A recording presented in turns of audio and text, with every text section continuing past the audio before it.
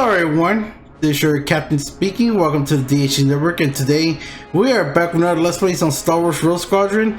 Even though we have fully completed the game, I just want to show a couple of extras from the bios for the Rogue group, and lastly all the unlockables that we unlocked. So you guys probably didn't know about the unlockables. I didn't get to demonstrate because I wanted to cover for this part. So we're gonna begin with the bios for each member of Rogue Squadron. So and we'll just begin the bios. Wedge Antilles, born on Corellia, had a hard life growing up. His parents were freighter pilots, killed trying to save a space station when Wedge was young.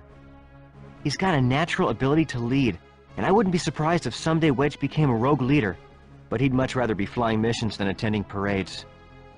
An excellent pilot, Wedge saved my life at the Death Star, and I owe him. I expect to see Wedge do great things for the Rebellion.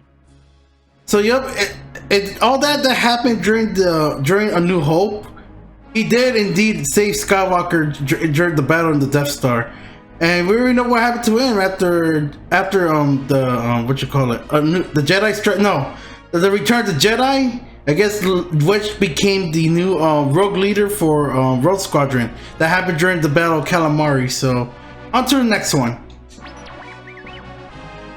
Dak is one of the newer, younger pilots, and I don't know him as well. He replaced Biggs after the Battle of Yavin, and is showing promise as an X-Wing pilot. He's still new, though, but what he lacks in experience, he makes up in enthusiasm. He sort of reminds me of myself back when all I wanted was a little excitement and a chance to take on the Empire. Yeah, not much about Dak, but you know, he's really cool. He appeared in majority of the missions, believe it or not. Hobby is the skeptic of Rogue Group. He doesn't warm up quickly to new ideas, but he never challenges the authority of his superiors. Hobby just does most of his thinking on the inside. You never hear from him unless he has something absolutely crucial to say. He originally trained at the Imperial Academy with Biggs and Porkins, and he jumped ship at the same time they did too. Since then he's been working in the Solar System, running guns, but now he's been chosen to fly with Rogue Squadron. So Derek Hobby Cleveland, not much to say about him, but I think he only made his known appearance was during the Assault on Kyle 2 mission, where the part where Wedge got captured.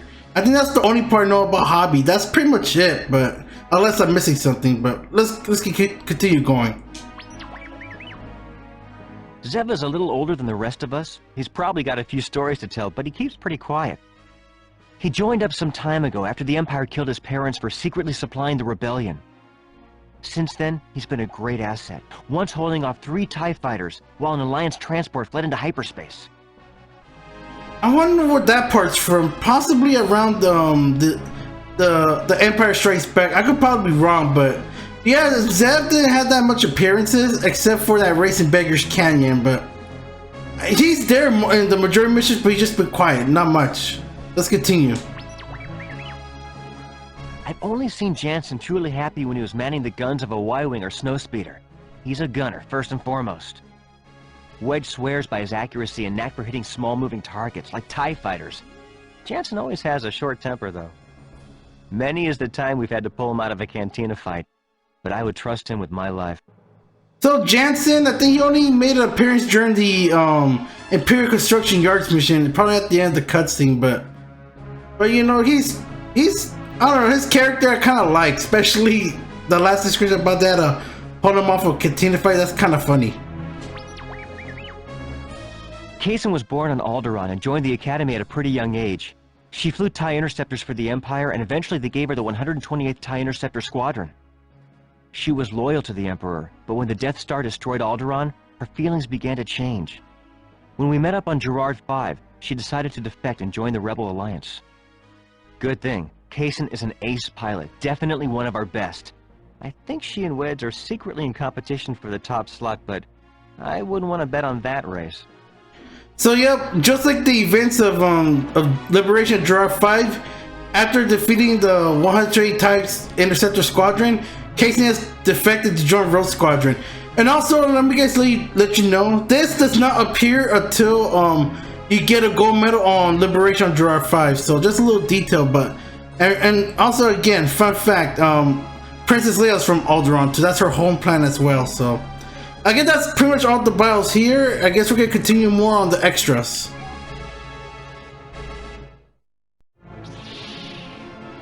So now we're gonna begin our unlockables. Like, what did we have unlocked after getting all 19 gold medals? Well, let's find out. So after getting all gold medals for the bonus missions, you are now available to use all aircraft. Are raining destruction on the You guys see that? Hang on, let me turn off the description. So we're able to fly all aircrafts for the majority of missions. X-Wings, Y-Wings, A-Wings, V-Wings, Speeders, Millennium Falcon, TIE Interceptors, and of course the Naboo Starfighter. And the majority of all missions, except for Speeder missions and a couple, and I think the Teleron mission. Let me hang on. Let me double check on that. So just 6 of them. Only the Speeder and the V-Wing are now available on this mission. So, but other than that, let's begin the extras. So, the first unlockable, let's select a mission real quick. Let's go with, let me see, what's a good mission for that, for our first unlockable? Let's use blocking on Chandrilla. To hold Chandrilla hostage. And now let's select the Millennium Falcon. Let's listen to his description. This is a Corellian YT-1300 freighter. I don't know where this ship came from, but it is not within the set parameters for a civilian transport. It has been illegally modified with 2 quad guns, 1 mounted cannon, several escape pods, a completely new sublight engine, several stealth and communications jamming additions, and a large secret cargo area. Not the prettiest ship, but an excellent choice, if you were a smuggler. That last part had me laughing. So, to unlock the Millennium Falcon, you have to get a bronze for all 3 bonus missions. So this is the first aircraft you can get to unlock. And no, guys, you don't play as Han Solo and Chewbacca. Instead, you're flying as Skywalker or Wedge in the Battle of Calamari. So, anyways, let's select the Millennium Falcon. Watch it fly.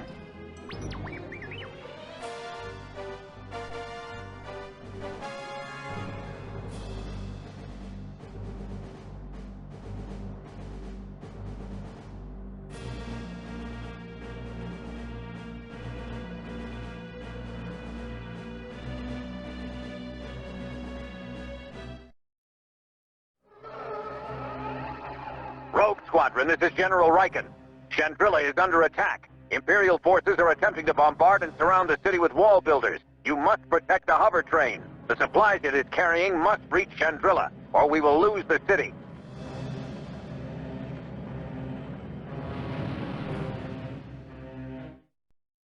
Alright, so let's test out the Millennium Falcon. Those quad guns pack a punch. So there's some... The train is under attack. I copy. More fighters inbound on 17.28. So this thing has 2 cannons. One of them auto locks, but the other one just manual aims by you. So yeah, this thing's pretty fast too, but the only downside about this thing is too big. This thing's huge, of course. The size of this thing's ridiculous, but it's really fast for it. And this thing carries 15 proton torpedoes.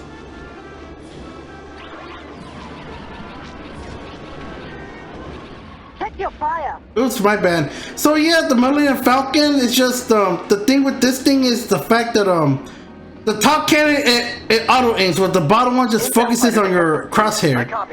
But I think this may affect your accuracy score. So if you try to get a goal, with the Millennium Falcon, I really do not recommend using it. Just using it when you're just having fun. It's one of the cooler unlockables, believe it or not. Oh, funny story, guys. Back in my younger days when I played this game, I used to call the Millennium Falcon the fat ship. I just don't know why. That's where I started getting to know Star Wars. I didn't know what this thing was called back then. I just called it the fat ship because it's huge.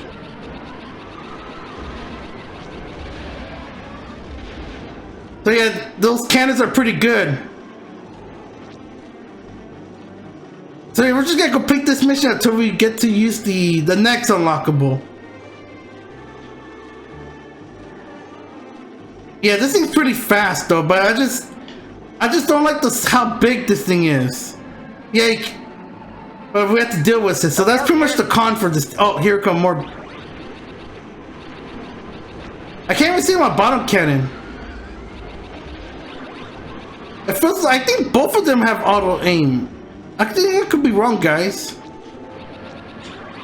Chewie's not gonna be happy. Oh, they both. Oh yeah, that's right. If you get shot, that's where Skywalker stays. I don't know what Wedge. I think I get to try it with Wedge. I think because Wedge has different things to say. So yeah, both cannons have an auto aim. Rebel scum, this is Moff Sheridan. Your resistance is useless. As you can see, I have blockaded the city, and Chandrilla is now mine. You will surrender, or I will shoot you all down. Alright, here we go. So yeah, I just want to play this mission just to use the Millennium Falcon. I'm gonna use all of them. All 3 unlockables.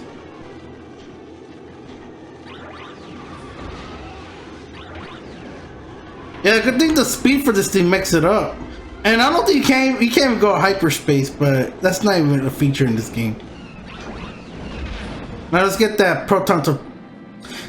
I don't get it. If despite its size, you still can't get anything from it. It's kind of weird. There you go. Sir, we found some advanced bombs. But you know what questions me back then? When I got this game a long time ago, I just don't know how this thing was available at first. I just try to figure out how. I've been trying so bad how to unlock it. That's until a few years later I had to play bonus missions. Protect the evacuation shuttles. Yeah, I don't even care what my score is, but I know for sure that the accuracy is not going to be good due to the auto aim of the Millennium Falcon. I'll try to use more of the quad cannons. Yeah, this is the only vehicle that you can unlock 2 targets. I like that detail, to be honest. So that's one good thing about the Millennium Falcon. You can actually auto aim 2 targets. That's honestly cool. So yeah, a lot of pros on this thing, but a few cons, you know, due to its size and the shields are pretty good for this one. I think it's 4 times better than that of the X-Wing and the White Wing. Alright, just gotta wait for these shuttles to fly. I'm gonna try to take out some TIE interceptors with the cannons.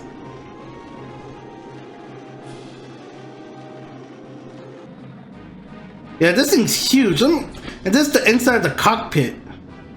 But nothing special.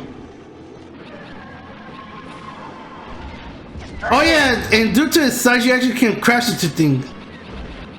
Including more TIE fighters.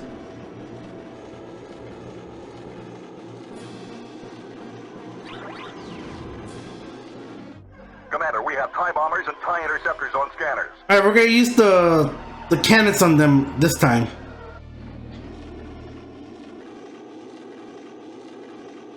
Okay, where are they at? Oh, here we go. They're coming from this way. Yeah, both cannons have the auto aim.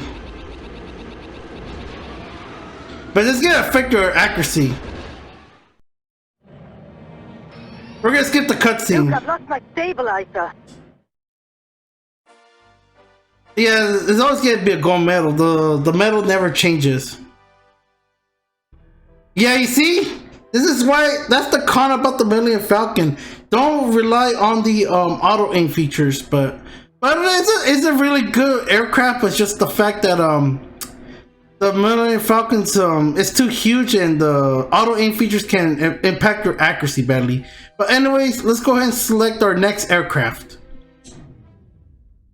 Okay, so we're back in the craft selection, and to get this TIE Fighter you have to select the down button, and you see behind the Millennium Falcon is a TIE Interceptor. Let's read the description. A flight of Y-Wings captured this TIE Interceptor. Hobby helped us decipher its various flight components. It's extremely agile and, as with the TIE Fighter, completely unshielded. It sports 4 laser cannons at the tips of its wings, and is so maneuverable a skilled pilot can literally fly circles around an X-Wing. It should be interesting to see what Rebel pilots can do with this kind of technology.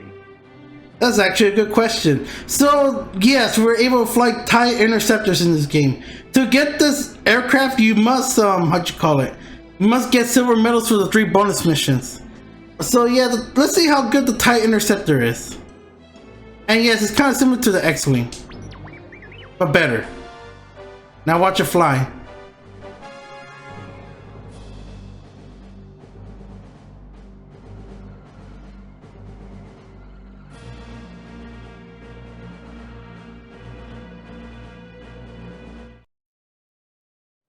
Rogues, listen up. Kaysen has given us another Imperial military location. It's a large spaceport located at the end of this canyon. We're using Y-Wings because of their greater firepower, but they move like a sleepy hut, so watch it.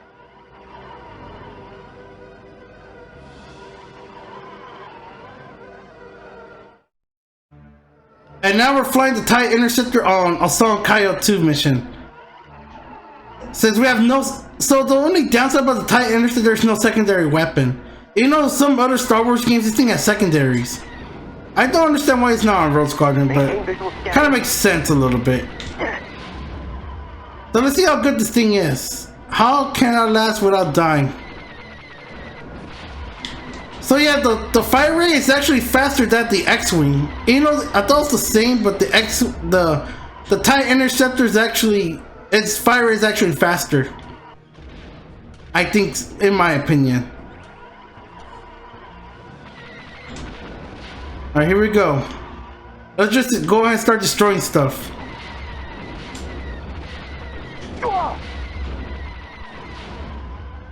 So, but this TIE Interceptor, just like the A-Wing, is kind of fragile, believe it or not.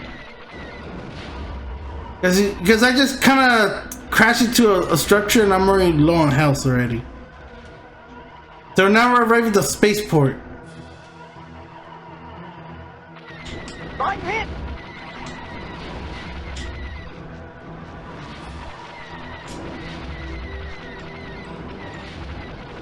So yeah, all we have is just our blasters, no secondaries.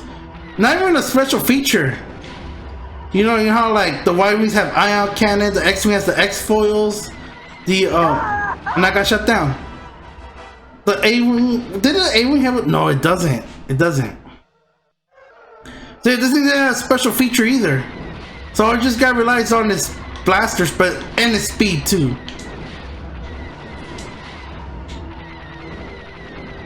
Should have played a harder mission with this thing.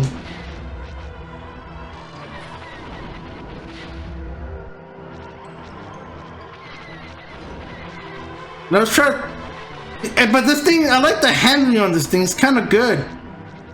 It's actually better than that the X-Wings. There's that sensor array. I copy. Alright, here we go. Let's dogfight a little bit while we're at it. Help me out here! Try to kill the...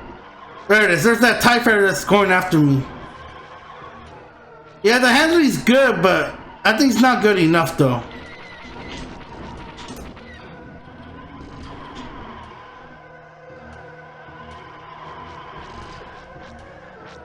Yeah, that thing's flying circles, but it's not worth it. But it's good. I like the handling, but it's not good enough though.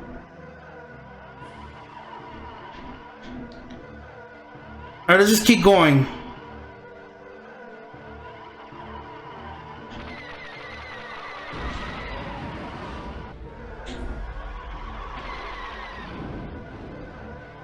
Yeah, I like the turning speed on this thing. It's pretty good.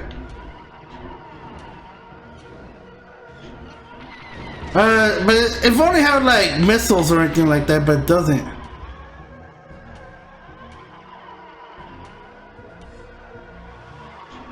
Alright, here we go. The final area.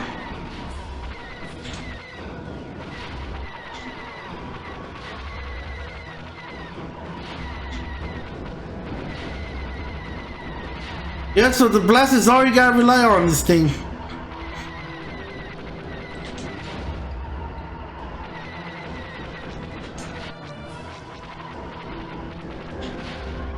Is that everything? What am I missing? The building.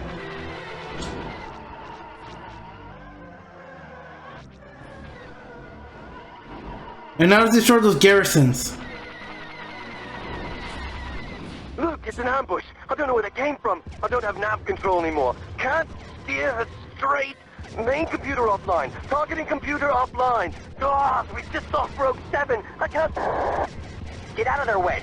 Javi, what happened? Wedge made it, but he's gonna be captured for sure. I'm under a lot of fire. Increase speed, full throttle. Hold on, Wedge. Okay, Rose, we're not done here. Let's clean up the remaining... That's it. Let's see how this affects my stats. Just flying a TIE Interceptor. Yeah, my accuracy, I guess, due to all the dogfighting, but yeah, the TIE Interceptor is pretty decent. It's just the part is kind of agile. You have no secondaries and no special features on it, so that's pretty much it. That's pretty much a TIE Interceptor. So we got one more aircraft to demonstrate before I wrap up this video, and let's go back to the craft selection. Alright, we're back on the craft selection, and we got ourselves lastly the Naboo Starfighter. So unfortunately, this craft does not have a description, but let me tell you this about this craft. This craft is absolutely good. Like, it can actually compete with the V-Wing, believe it or not. Here's why. This thing has speed, like really good speed. It's even faster than the A-Wing and the TIE Interceptor. The blasters are fast as the I'm gonna say as the V-Wing. This thing has good shield like the Y-Wing, and its handling is really good compared to the X-Wing and the A-Wing combined. So, and I think carries 10 proton torpedoes, I believe. And to unlock this thing, this can be strange, guys. Let me explain. On the Nintendo 64, you had to enter 2 codes. Even though they sound like they're incorrect, they actually work. And after that, this thing is available on the 64. For PC, I believe you have to download some cyber software, because I had to do that a long time ago. I just forgot how, but the Naboo Starfighter was not there at the moment. Oh, and fun little fact, before the game Star Wars Battle for Naboo, this thing was not in this game. However, the developers, they secretly added, while they're working on the game, they decided to add it on Roscoe and test it out on here. So it was a secret until they gave us a little hint, and the codes were entering. This is where this thing came from. So, but yeah, we're gonna use this thing on one of the hardest missions in the game. Let's select the Naboo Starfighter.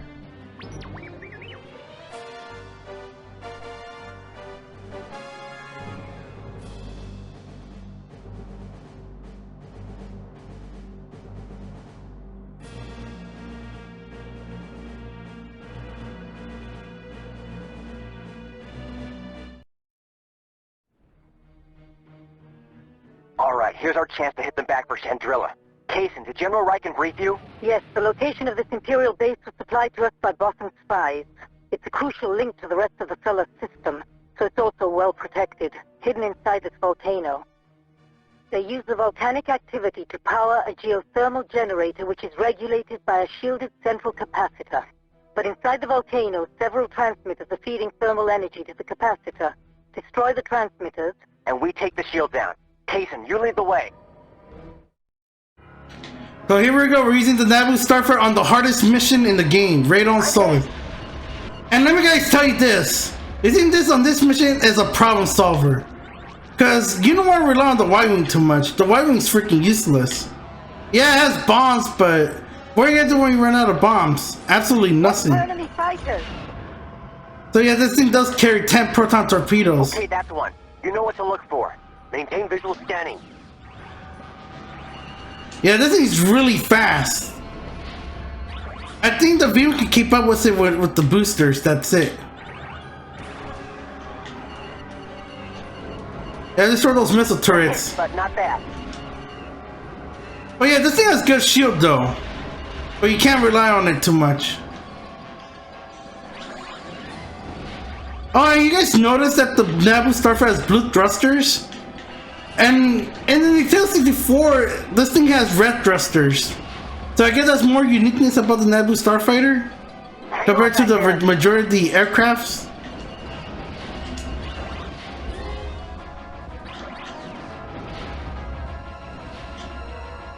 Alright, here we go.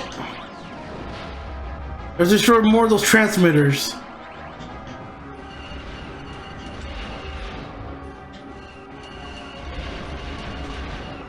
Yeah, this is the reason. This is how I got gold on this mission. Just use the Naboo Starfighter. Oh, you don't know something strange though? In the Nintendo 64 version, if you ever beat a mission, the Naboo Starfighter is available anytime, with exception of speeder missions.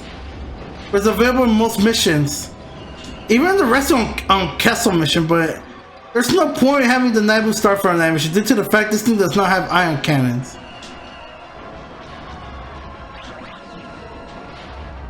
Yeah, this thing's really fast. Some secret proton torpedoes. It's so fast, not even the camera can compete with. And I got shot down. It's whatever though. Let's go and destroy those transmitters. At least we were stuck on proton torpedoes. Oh my god, already? Yeah, these missile turrets are freaking deadly. This is why people hate this mission.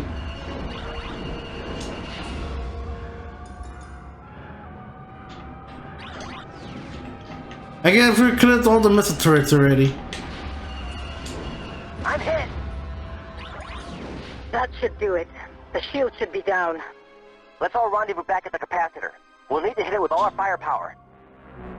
Alright, here we go. Let's finish off this mission. And I think the Naboo Starfighter has the most unique, the little flight cockpit. Watch for enemy fighters. And yeah, I think if I'm correct, Anakin Skywalker used this thing. I should be correct by that. Maintain visual scanning.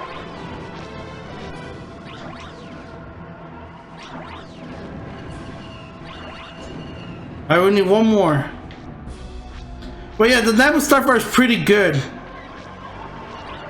This is one of my favorite crap before the V-Wing.